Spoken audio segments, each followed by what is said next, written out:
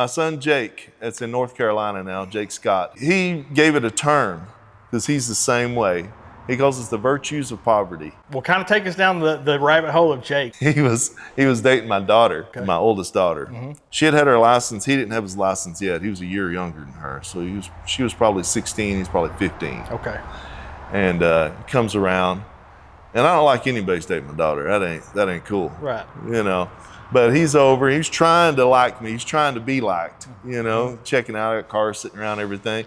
I had a Mustang that I didn't have the doors bolted onto. I just had them latched and pulled shut. I was letting him run loose and kind of look and just sitting back trying to be cool. He grabs the door and pulls it open. Of course, it falls off. Parts start falling out. He's embarrassed. He's, oh my God, you know, and he looks at me and he's scared to death. And I said, you'll learn to ask before you go to touching people's stuff from now on, won't you?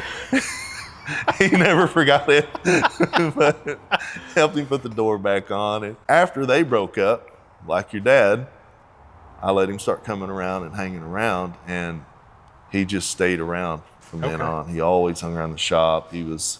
We had an odd time, 16, 17 years ago, whatever, when Jake was young, and my daughters, you know, girls after 14, they go their own way. They're chasing boys or doing whatever. They're not interested in their dads anymore.